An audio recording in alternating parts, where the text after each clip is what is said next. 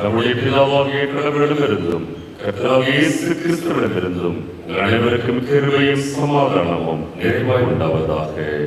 ஆமென். ஜெபம் செய்வோம். ஆவியானவரே, விசுவாசிக்கிற எங்கள் இருதயங்களை உமது தெய்வீக அன்பினால் நிரப்பியருளும். பற்பல மொழிகளை பேசுகின்ற உலக மக்கள் அனைவரையும் ஒரே விசுவாச கொடைக்கிலாக நாள் வரை காத்து எடுத்து வருகின்ற தேவரே, எங்களை உடைய வசனங்களை கொண்டு பரிசுத்தமாக்கியருளும். ஏனெனில் உடைய வசனமே சத்தியம் சுவாமி. ஆமென். கிறிஸ்துவுக்குள் அன்பார்ந்த சகோதர சகோதரிகளே, ஆண்டவரும் மீட்பரும் இரட்சகருமாகிய கிறிஸ்து இயேசுவின் திருப்பெயரில் உங்கள் எல்லாருக்கும் இந்த திடப்படுத்தல் திருவிருந்த ஆராதனையிலே அன்பார்ந்த தூத்திரங்களை வாழ்த்துக்களை உரித்தாக்குகிறேன். இங்கே நான் வருகிறேன் என்று நமது திருச்சபையின் மகாகண பேராயர் சொன்ன பொழுது அவரும் தனது அன்பார்ந்த வாழ்த்துக்களை ஸ்தோத்திரங்களை உங்களுக்கு உரித்தாக்க சொன்னார். மகாகண பேராயர் சார்பிலும் கணம் ஆலோசனை சங்கத்தின் சார்பிலும் அன்பார்ந்த வாழ்த்துக்களை தோத்திரங்களை உரித்தாக்குகிறேன். இந்த ஆராதனை பங்கு பெறுவது மிகுந்த மகிழ்ச்சிக்குரிய ஒன்று.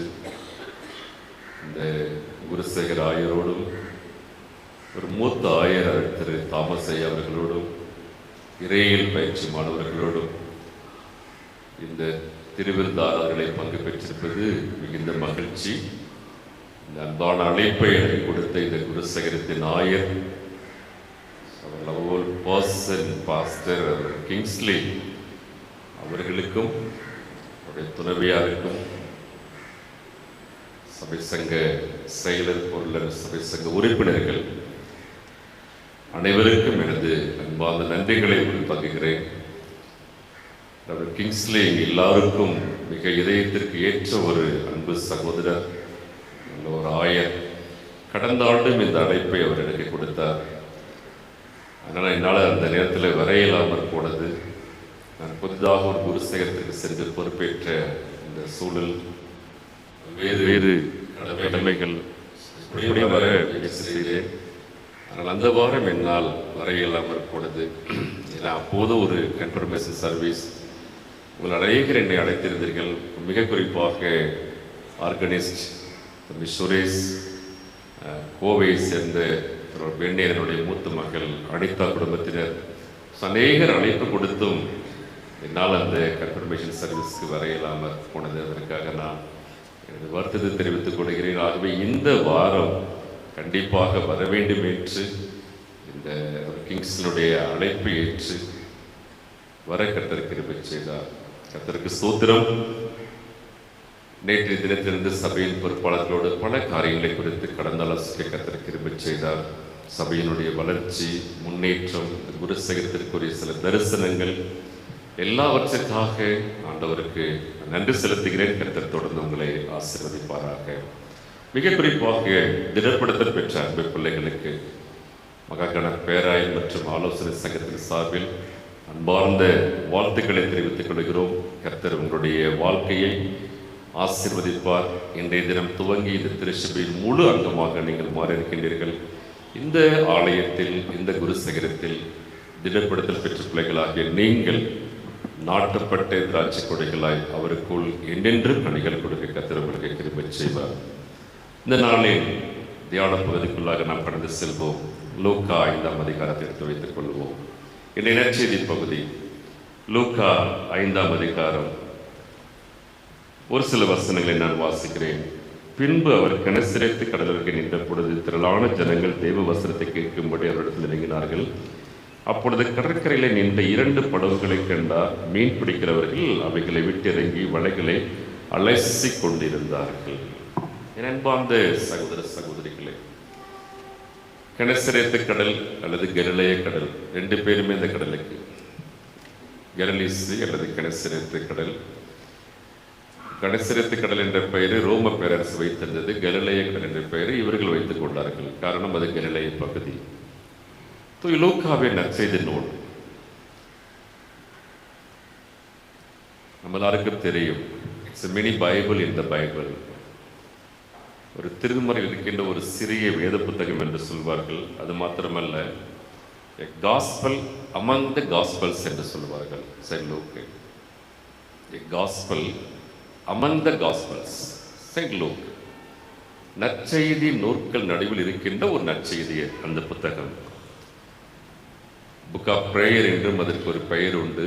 ஏனென்றால் ஜெபங்களை குறித்த அநேக பதிவுகளை லூக்கா அவர்கள் தனது நற்செய்தியினுள்ளே பதிவு செய்திருக்கின்றார்கள். புற இன மக்கள், பெண்கள், ஏழை எளிய மக்களுக்கு லூக்காவின் அந்த priority, so Gentiles, women and oppressed poor people, அவர்களுக்கு அவர் கொடுத்த முக்கியத்துவம் வேறு எந்த நற்செய்தியாளருமே கொடுக்கவில்லை. லூக்காவின் நற்செய்தி நூல் நாம் எல்லோருமே விரும்பி படிக்கின்ற ஒரு நற்செய்தி நூல். கிறிஸ்துவின் பிறப்பை, the birth of Christ, 12 years வரைக்கும் ரொம்ப அழகாக அவர் மட்டுமே பதிவு செய்தார். சில பகுதிகள் செயின்ட் லூக் ஸ்பெஷல் என்று சொல்லலாம். குட் சமாரிட்டன், சகேயுவின் நிகழ்வு, மனம் திரும்புகின்ற பாவி நிர்மித்தம் பரலோகத்தில் ஏற்படுகின்ற சந்தோஷங்களுக்காக அவர் சொன்ன அந்த காணாமற் போன ஆடு, காணாமற் போன காசு, ப்ராடிகல் சன், இவை எல்லாமே லூக் ஸ்பெஷல் என்று சொல்லலாம். அந்த அளவுக்கு சில விஷயங்களை பிறர் தவறவிட்ட பொழுது லூக்கா நற்செய்தியாளர் இவைகள் எல்லாம் மிக சிறப்பாக முயற்சி எடுத்து அதை சேகரித்து மிக அழகாக பதிவு செய்தார்.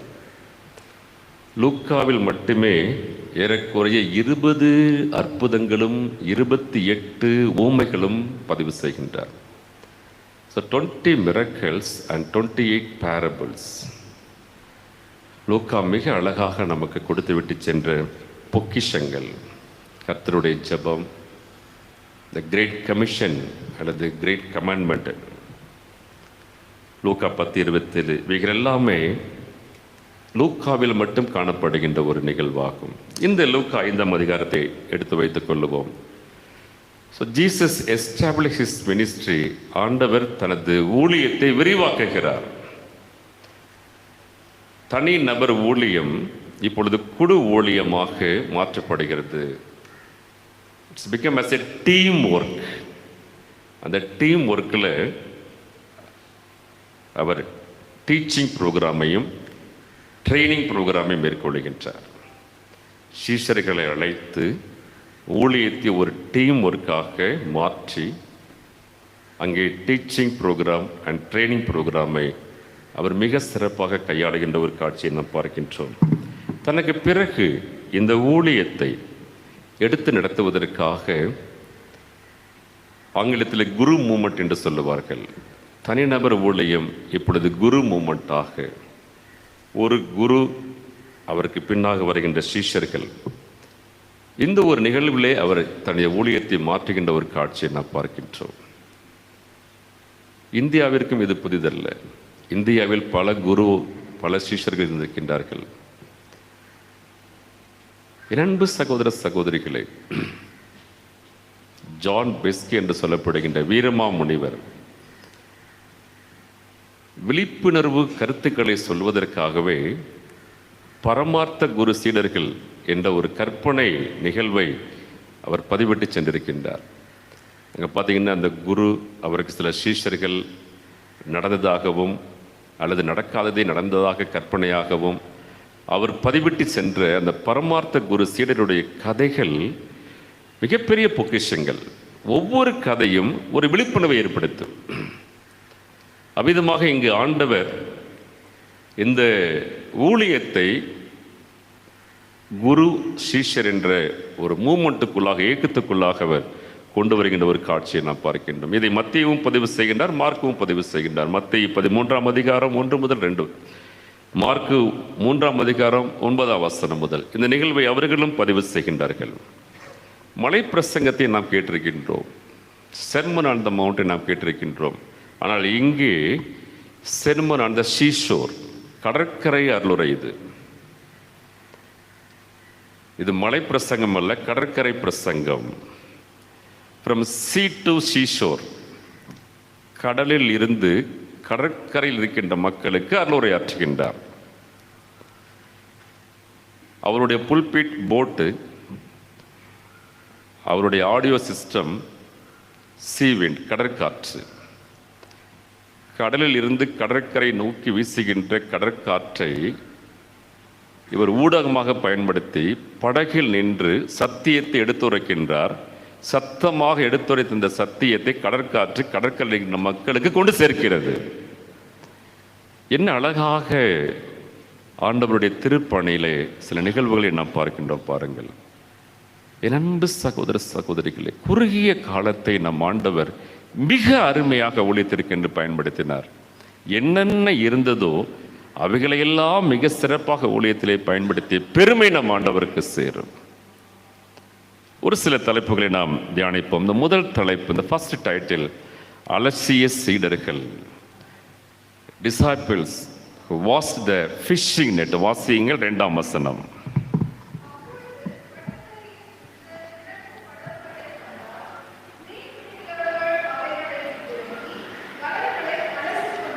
என்ன செய்யறாங்க? வலைகளை அலசிய சீடர்கள் என்றால் வலைகளை அலசிய சீடர்கள். The first attempt failure. The first attempt failure. ஆனா அவங்க சோர்ந்து போகல. என்ன செய்யறாங்க பாருங்க. They are washing their fishing net. They are getting preparing and preserve the fishing net for the next attempt.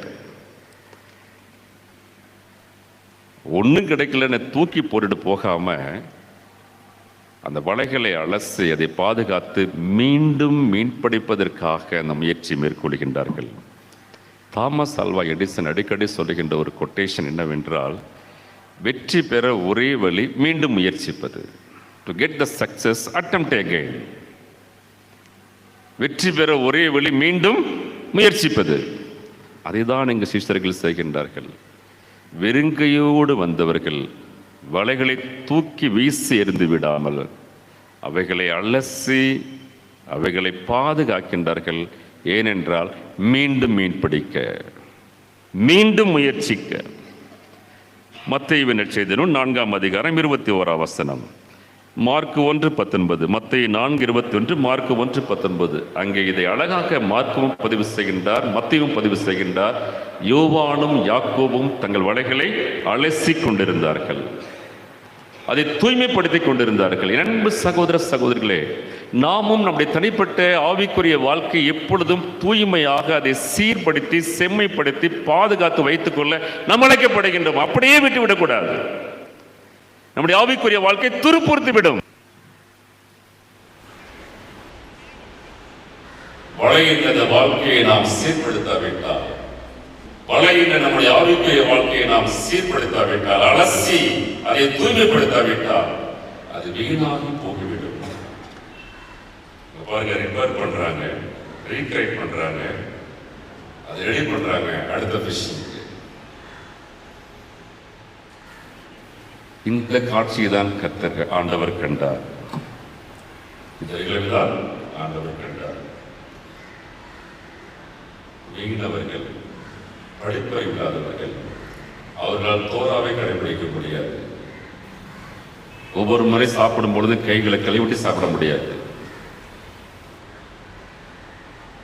ஆகவேதான் அவர்களை பரிசேயரும் வேதபாரகரும் தீண்டத்தக்கவர்களாக கருதினார்கள், ஒதுக்கினார்கள், ஒடுக்கினார்கள். ஆனால் அவர்களை தான் ஆண்டவர் தெரிந்து கொண்டார். லியோ டால்ஸ்டாய் சொன்னார், நீங்கள் செய்யும் தொழில் எவ்வளவு இழிவானதாலும் பரவாயில்லை, ஆனால் அதை செய்யாமல் சோம்பேறியாக திருந்துதான் அவமானம் என்று சொன்னார். அவன் என்ன தொழில் செய்யறது பிரச்சனை இல்லை, ஒரு அவமானமே கிடையாது. நம்ம என்ன வேலை வேணாலும் செய்யலாம், என்ன தொழில் வேணாலும் செய்யலாம், அது ஒரு. ஆனால் அதை செய்யாமல் சோம்பேறியாக திரிவதுதான் அவமானம் என்றார் லியோ டால்ஸ்டாய். கடவுள் நமக்கு ஏதோ ஒரு வேலையை, ஒரு பொறுப்பை, ஒரு ஊழியத்தை, ஒரு வியாபாரத்தை, ஒரு தொழிலை, ஒரு அலுவலக பணியை, ஏதோ ஒன்றை கொடுத்திருக்கிறார். அது உயர்வும் இல்லை, தாழ்வும் இல்லை. ஆண்டவர் அமிதமாக பார்ப்பதும் இல்லை. நாம வேணா சிலதை உயர்வா பார்க்கலாம், சிலதை தாழ்வா பார்க்கலாம். ஆண்டவர் அமிதமாக பார்ப்பதில்லை. அவர் என்ன பார்க்கிறாருன்னா, அதை சரியா செய்யறோமா, சோம்பேறி செய்யறோமா தான் பார்க்கிறார். என் அன்பு சகோதர சகோதரிகளே, அலசி கொண்டிருந்த சீஷர்களை நாம் பார்க்கின்றோம். They are fishers, but they are always busy with their schedule. இந்த காலங்களில் நம்முடைய ஆயருடைய கிங்ஸ்லி அவர்கள் பேசிக்கொண்டிருந்தது. அவர் சொன்னார், அவருடைய ஒய்ஃபோடைய பிரதர்ஸ் அந்த ஃபேமிலியெல்லாம் பற்றி சொன்னார்.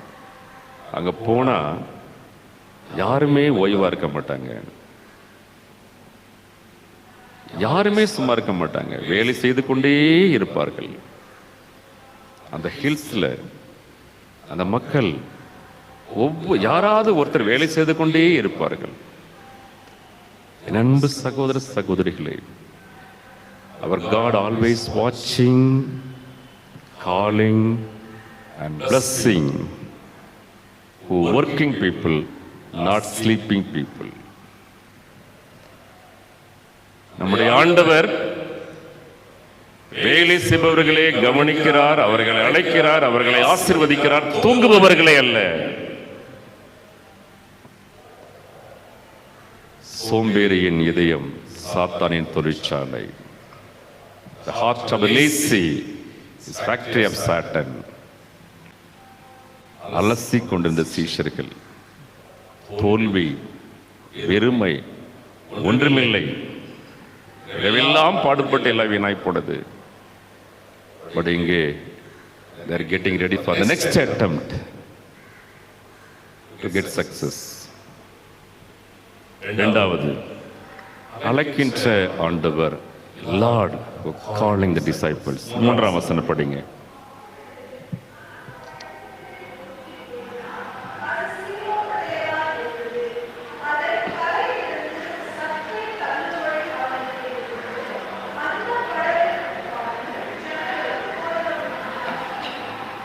ஃபர்ஸ்ட் அழைப்ப 2 போட்டு, அதில் ஒரு போட்டை சூஸ் பண்ணார். அந்த போட்டு யாருடைய போட்டு? செயின்ட் பீட்டருடைய போட். அந்த போட்டை கேட்குறார், அந்த போட்டில் இருந்தால் ப்ரீச் பண்ணுறார். முதலாவது சீமோனுடைய போட் அழைக்கப்படுகிறது. அதை சூஸ் பண்ணுறார். எனக்கு அன்பார்ந்த சகோதர சகோதரிகளே, முதலாவது ப்ரீச் பண்ண பேதுருவின் படகை அவர் பயன்படுத்துகிறார். அதற்கான அழைப்பை முதலாவது பேதுரு கொடுக்கின்றார். அந்த போட்டை கொண்டு வா, நான் அதில் நின்று ப்ரீச் பண்ணோம். என் அன்பு சகோதர சகோதரிகளே, அடுத்து பாருங்க, அடுத்த அழைப்பு ஆழத்திற்கு தள்ளி கொண்டு போய் போடுங்கிறார். எங்க கொண்டு போக சொல்றாரு? ஆழத்திற்கு. எதிர்காலத்திலே இந்த சீஷர்கள் என்னவெல்லாம் செய்ய வேண்டும் என்பதற்காக எவ்வளவு மிக உயர்வான பணிகளை, unreached people, அறியப்படாத மக்களிடம் சென்று அவர்கள் செய்ய வேண்டிய பணிகளை எல்லாம் உணர்த்து வண்ணமாகவே இங்கே அவர் பயன்படுத்துகின்ற ஒரு வார்த்தை, எங்க போங்க? ஆழத்திற்கு போங்கள். அங்கே பேதருடைய உழைப்பிற்கு ஒரு அழைப்பை கொடுக்கின்றார். ஆழத்திற்கு போங்கள். இன்னைக்கு நிறைய திருச்சபைகள்ல ஆண்டவர் சொன்னார், நீங்க உலகமெங்கும் போய். நாளைக்கு நிறைய திருச்சபைகளில் ஊழியர்கிட்ட இருக்க பிரச்சனை, அவங்க உலகமெங்கும் போறாங்களோ இல்லையா, அட்லீஸ்ட் ஊரை விட்டு ஊர் போக மாட்டாங்க. எங்க போக மாட்டாங்க? ஊரை விட்டு ஊர் போக மாட்டாங்க. ஆனா செமினரில் பாடுவாங்க பாருங்க, அர்ப்பணித்தேன் என்னை முற்றிலுமாய். இல்லை எங்கு எந்த இடம் காட்டினோம் அங்கு போகிறேன்னு பாட வேண்டியது. ஆனா ஊழியத்துக்கு வந்த பிறகு ஆழத்திற்கு என்ன பண்றதில்ல, போறதே இல்லை. கரையிலேயே சேஃபா இருக்கிறது. எதிர்காலத்தில் இவர்கள் எங்கெல்லாம் செல்ல வேண்டும், நாடு விட்டு நாடு, தேசம் விட்டு தேசம் செல்ல வேண்டும் என்பதன் அடையாளமாக ஆழத்திலே வளைய கொண்டு போய் போடுங்கள் என்கின்றார். என் அன்பு சகோதர சகோதரிகளே, யோவான் 8ஆம் அதிகாரம் 2ஆம் வசனம், யோவான் 21:6, இதே பேரலல் நிகழ்ச்சி நடக்கும். இந்த லூக்கா 5ம் யோவான் 21ம் சேமா இருக்கும் பாருங்க. அங்கேயும் மீன் கிடைக்காது, திரும்பி போட சொல்லுவார். இங்கேயும் மீன் கிடைக்கல, திரும்பி போட சொல்றார். மத்தேயு 4:9, என் அன்பு சகோதர சகோதரிகளே, இங்க அழைப்பு மீன்களை பிடிக்க அல்ல, மனிதரை பிடிக்க. எய்ம் ஹை என்று சொல்லுவார்கள். உயர்வானதை குறிக்கோள், அதுல டார்கெட் பண்ண. கடற்கரையில் கிடைக்கும் சிப்பிகளை அல்ல, கிளிஞ்சல்களை அல்ல, ஆழத்திலே சென்று முத்துக்களை தேடு. அதற்கான அழைப்பு. அழிந்து போகின்ற மீன்களை அல்ல, அழியாத ஆத்துமாக்களை பிடிக்க ஆண்டவர் கொடுத்த அழைப்பு சீஷர்களுக்கு. அதுல பேதுரு முதல்ல போட்டை கொடுக்கிறார், தன் உணவை கொடுக்கிறார்.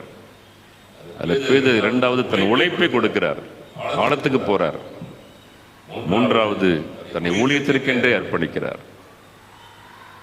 என் அன்பு சகோதர சகோதரிகளை, அழைக்கின்ற ஆண்டவர் சில நேரத்தில் நமது உடமையை கேட்பார், சில நேரத்தில் நம்ம உழைப்பை கேட்பார், சில நேரம் நம்மையே கேட்பார். இதுதான் ஆண்டவருடைய அழைப்பு.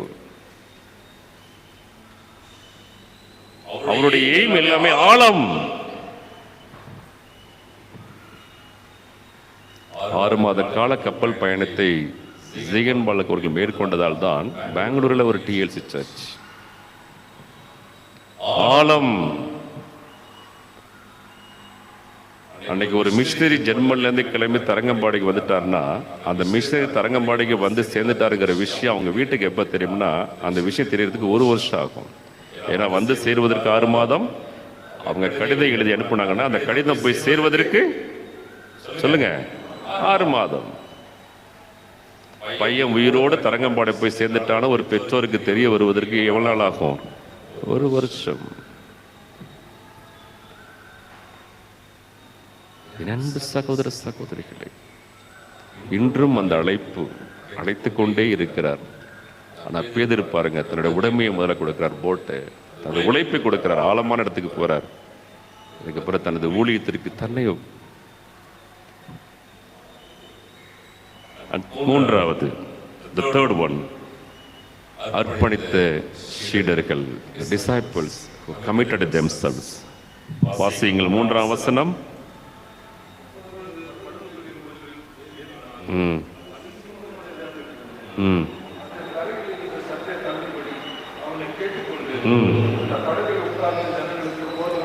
கேட்ட ஒண்ணு போட்டு கொடுக்கிறார்.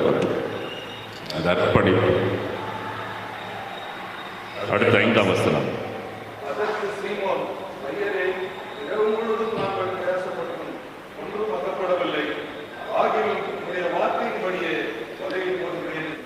மீன் பிடிக்கிறதுல ஆண்டவருக்கு அனுபவம் அதிகமா, பேதுருக்கு அனுபவம் அதிகமா? சொல்லுங்க. இவரு குலத்துல என்ன? ஆண்டவருக்கு அவங்க அப்பா கார்பெண்டர், பேதுரு ஃபிஷர். யாருக்கு அனுபவம் அதிகம்? நாம என்ன சொல்லியிருப்போம் ஆண்டவரை பார்த்து? என்னை விட உங்களுக்கு ரொம்ப தெரியுமா? ராத்திரி முழுவதும் என்ன பண்ண நான், எனக்கு தெரியும் இந்த நேரத்தில் எந்த ஏரியாவுக்கு போனால், எந்த இடத்துக்கு போனால் மீன் கிடைக்கும், இந்த சீசனில் என்ன வகையான மீன் கிடைக்கும் போதும் எனக்கு தெரியும். ஆனால் நீங்கள் என்ன எனக்கு அட்வைஸ் பண்ணுறது?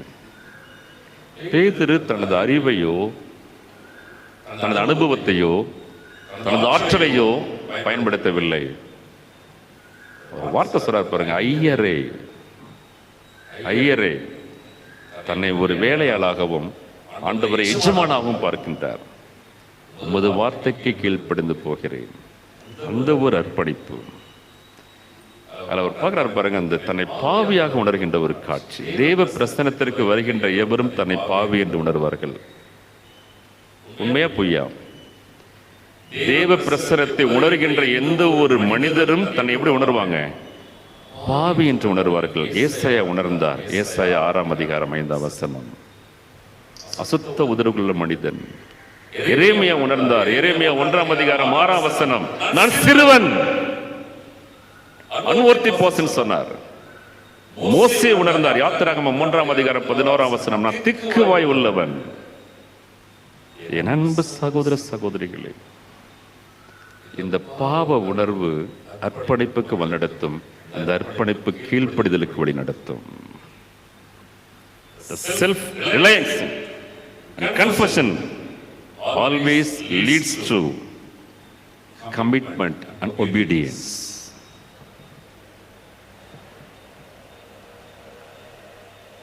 அதை இங்கே சீஷர்கள் வாழ்க்கையில் நம்ம ரொம்ப அழகா பார்க்கிறோம்.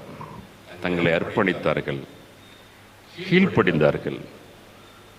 அறிவையோ அனுபவத்தையோ ஆற்றலையோ பேதர் பயன்படுத்தவில்லை. கீழ்ப்படிந்தார், தன்னை பாவி என்று உணர்ந்தார். இந்த திருவிருந்திற்கு வரும்பொழுதெல்லாம் நமக்கு இருக்க வேண்டிய ஒரு உணர்வு, நான் ஒரு பாவி,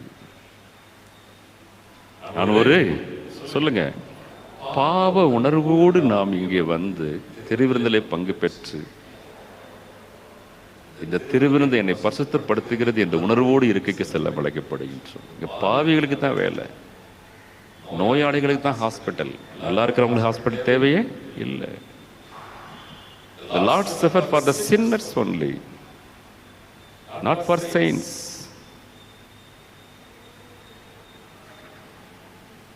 அர்ப்பணித்த சீஷர்களுடைய வாழ்க்கை இன்றும் நமக்கு ஒரு சிறந்த அறைகூவலை கொடுக்கின்றது. எனக்கு அன்பார்ந்த சகோதர சகோதரிகளே, அவங்க விட்டுட்டு போன அந்த சூழலை பாருங்க. முதல்ல அவங்கள பார்க்கும் பொழுது அவங்க வெறும் படகு தான் இருந்துச்சு, அப்புறம் வெறும் வலை தான் இருந்துச்சு. இப்ப கூப்பிடுறாரு, வாங்க அவங்கள மனுஷனை பிடிக்கணும்னு கூப்பிடுறாரு. இப்ப அவங்கள்ட்ட என்னென்ன இருக்கு? போட்டு இருக்கு, வலை இருக்கு, மீன் இப்ப எவ்வளவு இருக்கு? 2 போட்டு நிறைய மீன் இருக்கு. ஃபர்ஸ்ட் அவங்கள பார்க்கும் பொழுது அவங்கள்ட்ட ஒண்ணுமே இல்லை, empty boat and empty net. ஆனா இப்ப 2 போட் நிறைய என்ன இருக்குது?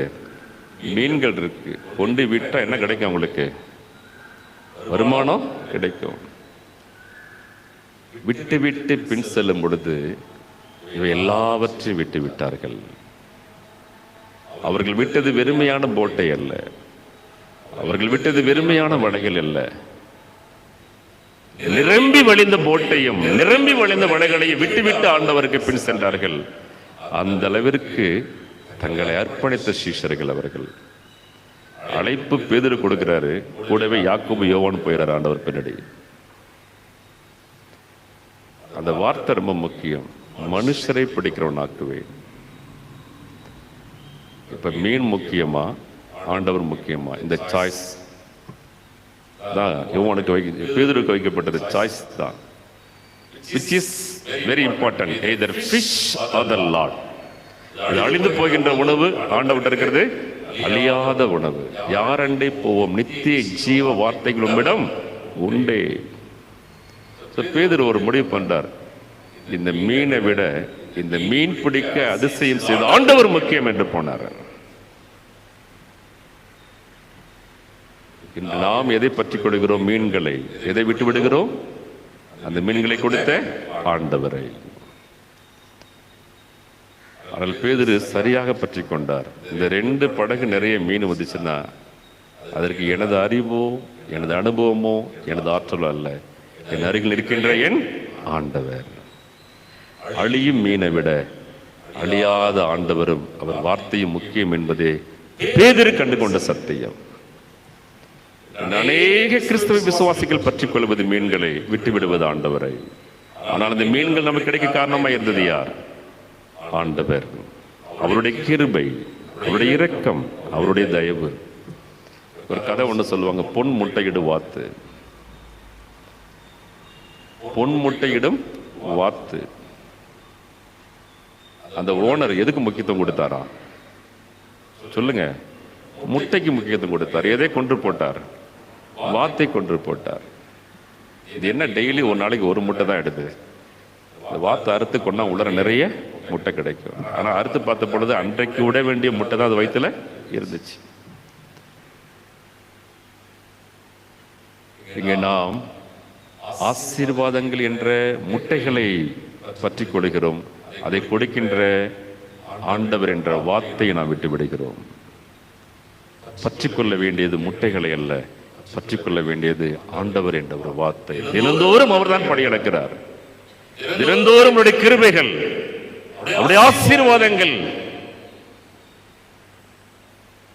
எதை நாம் பற்றிக் கொள்கிறோம்? அர்ப்பணித்த சீஷர்கள். எனக்கு அன்பார்ந்த சகோதர சகோதரிகளே, ஒன்றை இழந்தால்தான் ஒன்றை பெற முடியும் என்று சொல்வார்கள். சீஷர்கள் இழந்தது அனித்தியமானவைகளை, பெற்றுக்கொண்டது நித்தியமானவைகளை. கர்த்தருக்கு ஸ்தோத்திரம். கீழ்ப்படிதல் இழக்கத்தான் செய்யும். சாதாரணமா ஆசீர்வாதங்கள் வந்துடாது. ஆபிரகாம் கீழ்ப்படிந்தார், தன்னை அர்ப்பணித்தார். அதற்கு முதலாவது அவர் இழந்தது தனது உறவுகளை இழந்தார், தனது ஊரை இழந்தார். ஏன் பிள்ளையே இழக்க வேண்டிய சொல்ல வந்துச்சா இல்லையா?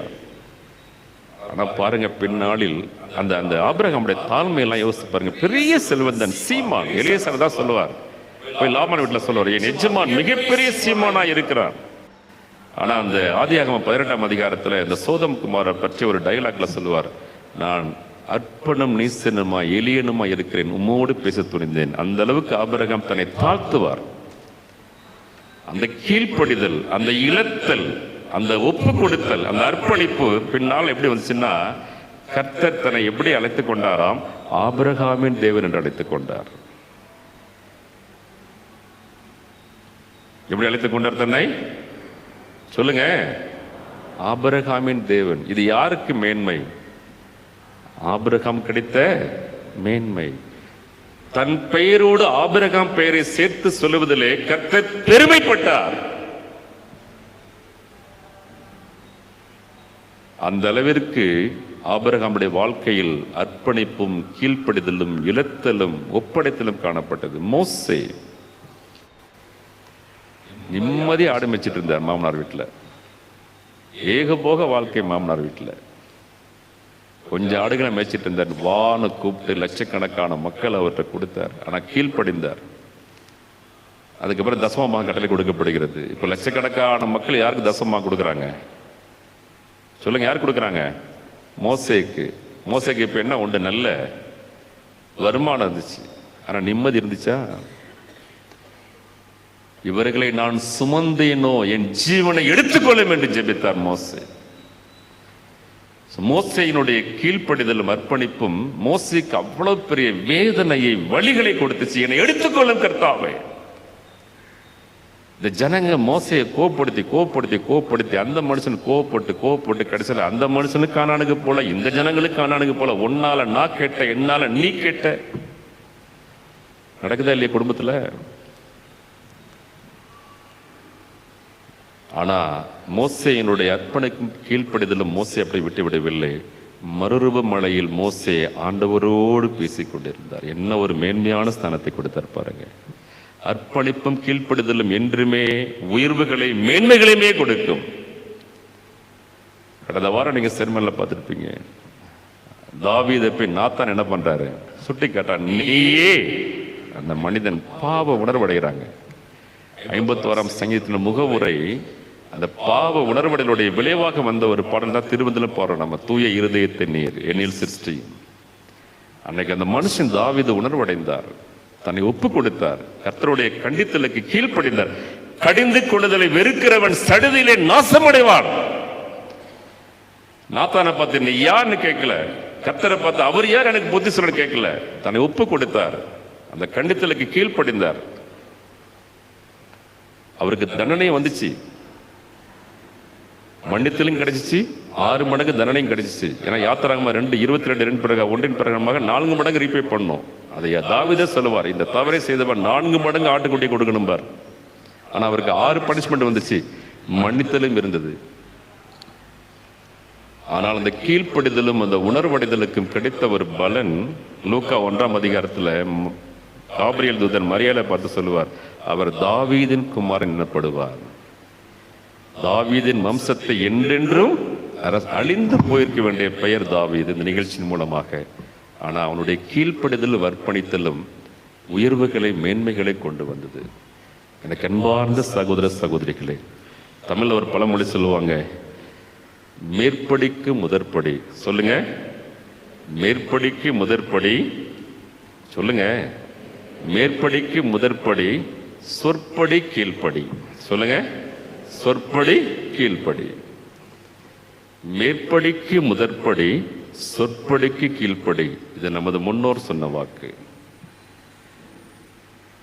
ஒரு இடத்துல சாதாரணமா உயர்வு கிடைச்சிடாது. சாதாரணமாக ப்ரொமோஷன் கிடைச்சிடாது, சாதாரணமாக மேன்மை கிடைச்சிடாது. அந்த ஒபீடியன்ட், அந்த கமிட்மெண்ட். அன்பு சகோதரி, சீஷர்கள் கீழ்ப்படிந்தார்கள். வெறுமையான போட்டை உள்ளங்க, வெறுமையான வலையை உள்ளங்க, மீன்கள் இறந்த போட்டையும் மீன்கள் இறந்த வலையை விட்டுட்டு போனாங்க. அவங்களுக்கு தெரியும் இது அநித்தியமானது, ஆண்டவர் நித்தியமானவர். அன்று மீனவன் பேதுரு இன்று செயின்ட் பேதுரு, அன்று மீனவன் யோவான் இன்று செயின்ட் ஜான். ஐயர் கொடுத்த பைபிளில் அவர் கொடுத்த அந்த சில ப்ராமிஸ் வேர்டில் இதெல்லாம் வந்துச்சு. செயின்ட் ஜான் வருது பாருங்க. Fisher John became as a Saint John. இன்றைய epistle portion fisher Peter became as a Saint Peter. கீழ்ப்படிதல் அர்ப்பணிப்பதில் மேன்மையை கொடுக்கும். நமக்கெல்லாம் தெரியும் இந்த வாசுகி, திருவள்ளுவர் வாசுகி, அது உண்மையா பொய்யான்னு தெரியாது. ஆனால் நமது மூத்தோர்கள் சில நிகழ்வுகளை நமக்கு பாரம்பரியமாக பதிவு செஞ்சுட்டு போயிருக்காங்க. எதர் இஸ் ரியல் ஆர் நாட் நமக்கு தேவையில்லை. திருவள்ளுவர் வீட்டில் சாப்பிட்டுட்டு இருக்காரு. வாசுகி அம்மா கிணத்துல என்ன பண்ணுறாங்க சொல்லுங்க, தண்ணி அரைச்சிட்டு இருக்காங்க. திடீர்னு வாசுகினே ஒரு சவுண்டு விடுறாரு. நம்ம அம்மாமார்கள் என்ன சொல்லியிருப்பாங்க சொல்லுங்க? சாப்பாடு இருந்தால் ஒழுங்காக சாப்பிடு, நாங்கள் என்ன பண்ணிட்டு இருக்கேன், தண்ணி அரைச்சிட்டு இருக்கேன், உனக்கு கொடுக்க வேண்டியதை கொடுத்தாச்சு, ஏன் என்னை திரும்பி என்ன பண்ற? கிணத்தடியிலேருந்து சவுண்டு வருமா வராதா? வருமா வராதா? வரும். எல்லாரும் கண்டிப்பாக சில சொல்லுவாங்க. ஆனால் வீட்டுக்காரர் கூப்பிட்ட உடனே அந்த அம்மா தண்ணி இறைக்கிற வாளியை அப்படியே விட்டுட்டு போனாங்களா? அந்த வாளை என்ன பண்ணிச்சான்? அப்படியே நின்றுட்டு இருந்துச்சான். இது உண்மையா பொய்யாங்கிறது முக்கியம் இல்லை. அந்த அந்த நிகழ்வின் நோக்கம், அந்த கதையின் நோக்கம் அவங்க சொல்ல வர்றது ஒபீடியன்ஸ். ஒபீடியன்ஸ். இன்னொரு சம்பவத்தை சொல்றாங்க. திருவள்ளுவர் சாப்பிட்டுட்டு இருக்காரு, அந்த அம்மா பணிவிடை செஞ்சுட்டு இருக்காங்க. அப்போ ஒரு முனிவர் வராரு. அவர் ரொம்ப கோபக்காரர். அவர் வந்துட்டு இருக்கும் பொழுது வள்ளுவர் வீட்டுக்கு வாசல் இப்படி வராரு. அப்போ ஒரு கொக்கு அவர் மேல எச்சம் போட்டுருச்சு. இவருக்கு பயங்கர கோவம் இந்த கொக்கை பார்க்கிறாரு. கொக்கை பார்த்தா அந்த கொக்கு அப்படியே பஸ்மம் ஆயிடுச்சு. அவ்வளவு வல்லமை மிக்க ஒரு முனிவர் அவர், முன்கோபக்காரர். வீட்டு வாசல நின்று வாசுகியை கூப்பிடுறாரு. அந்த அம்மா சாப்பாடு கேட்டு கூப்பிடுறாரு.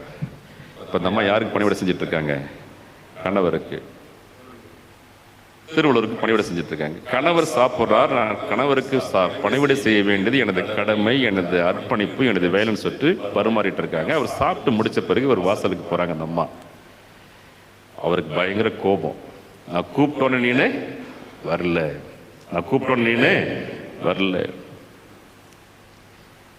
அப்ப என்ன பண்றாரு அந்த முனிவர், வாசுகி முறைச்சி பார்க்கிறார். இப்ப இந்த அம்மா என்ன ஆயிருக்கணும்? இந்த அம்மா என்ன ஆயிருக்கணும்? கொக்க போல பஸ்மம் ஆயிருக்கணும். அந்த அம்மா ஆகவே இல்லை.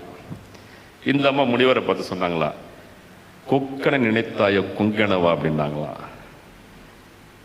கொக்கனை நினைத்தாயோ குங்கனவான பொருள் புலவா, நீ என்னையும் கொக்கு நினைச்சியா இருக்கிறதுக்கு? இந்த நிகழ்வின் நோக்கம், இந்த கதையின் நோக்கம் என்னன்னா, ஒரு கீழ்ப்படிதல், ஒரு அர்ப்பணிப்பு. ஒரு வேலையை செஞ்சு அதில் என்ன பண்ணுங்க, முழுமையா கவனம் செலுத்துங்க.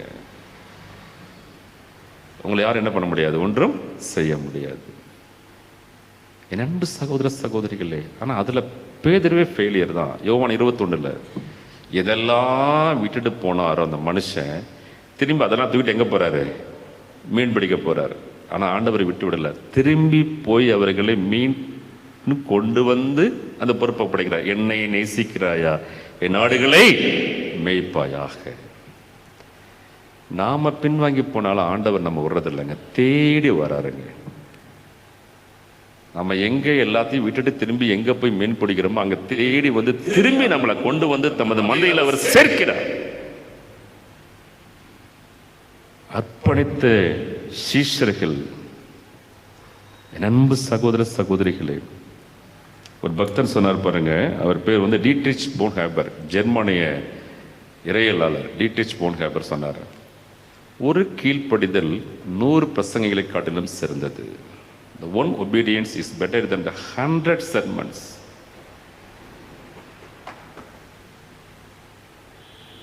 இன்னைக்கு பெற்றோர்கள், நமக்கு பிள்ளைங்க இருக்காங்க, எந்த பிள்ளைங்க நமக்கு ரொம்ப பிடிக்கும்னா அவங்க சம்பாதிக்கிறாங்க, படிக்கிறாங்க, அதெல்லாம் நம்ம சொன்ன பேச்சு கேட்குறாங்க பாருங்க, அந்த பிள்ளைங்களுக்கு நம்ம ரொம்ப பிடிக்கும். பிடிக்குமா பிடிக்காதா?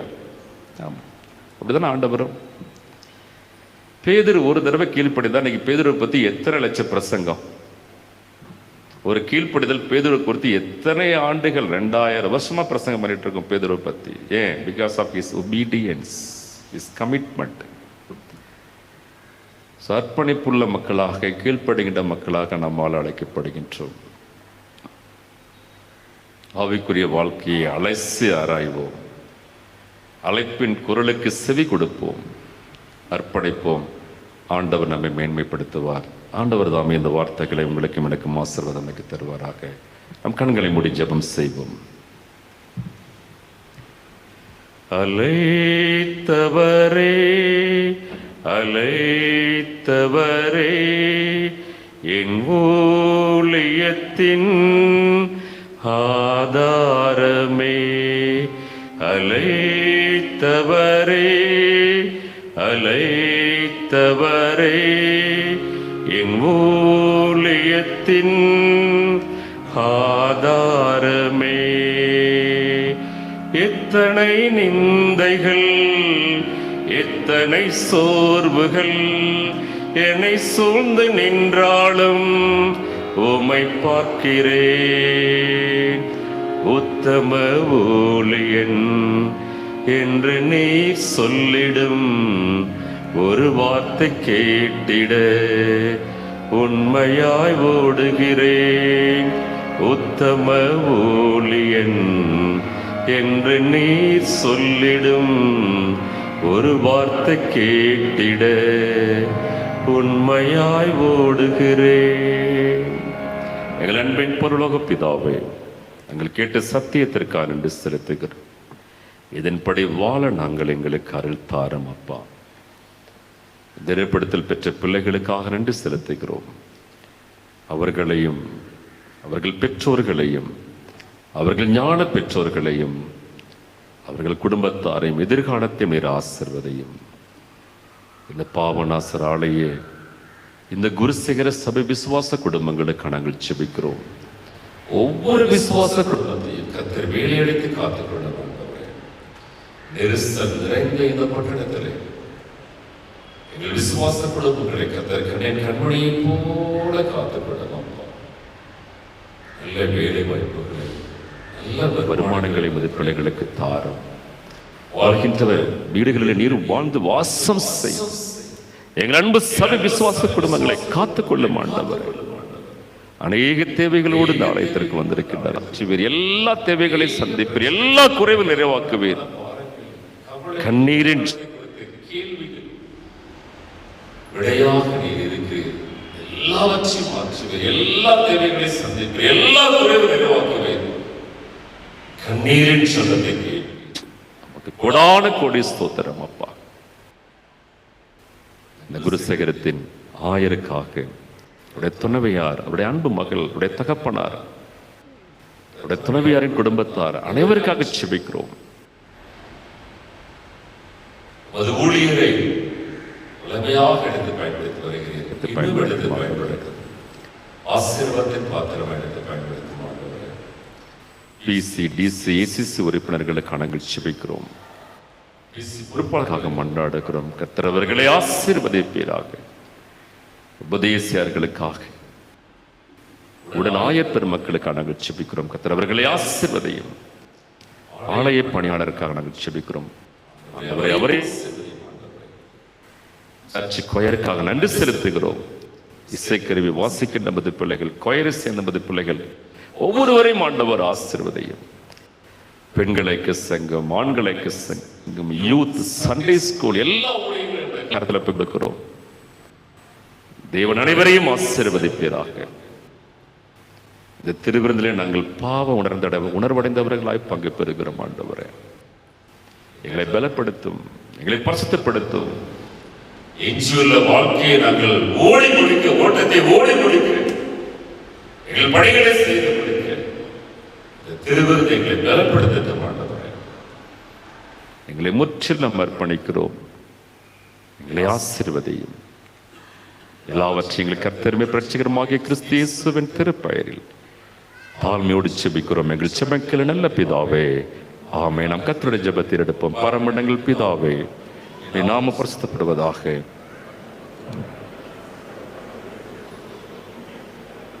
நன்றி வேண்டிய ஆர்த்தம் எங்களுக்கு தாரும். எனக்கு நான் மன்னிக்கிறது போல எங்கள் பார்க்கலாம். எங்களை சோதனைக்குள் பிரவேசிக்க பண்ணாமல் தீர்ந்தெழுதல் ராஜ்யம் வல்லமை மகிமையும் என்னுடைய முடிவுகளை சுவாமி. ஆமென். நம்முடைய ஆண்டவராக இயேசு கிறிஸ்துவின் கிருபையும் பிதாவின் அன்பும் தூயாவின் ஐக்கியமும் ஆசீர்வாதம் உங்கள் அனைவரோடு மீண்டும் மீண்டும் சதா காலமாக விசேஷமாக திடப்படுத்தல் பெற்ற பிள்ளைகளோடு தொடர்ந்து நிறைவாய் ஆண்டு ஆசீர்வாதம் நடத்தி காப்பதாக. ஆமென். ஆமென். கர்த்தருக்கு ஸ்தோத்திரம். Thanks to all. தொடர்ந்து எங்களுக்காக ஜெபித்துக் கொள்ளுங்கள். நான் திருப்பூரிலே ஆயராக பணியாற்றிக் கொண்டிருக்கிறேன். அங்கு ஒரு ஆலயம் கட்டப்பட்டு வருகிறது. உங்களுக்கு அநேகருக்கு தெரியும், சுரேஷ் போன்றவர்களுக்கெல்லாம் தெரியும். ஏன்னா அவங்க அப்பா அங்கே டேனியல் ஜெயக்குமார் அங்கே ஆயராக பணியாற்றினார்.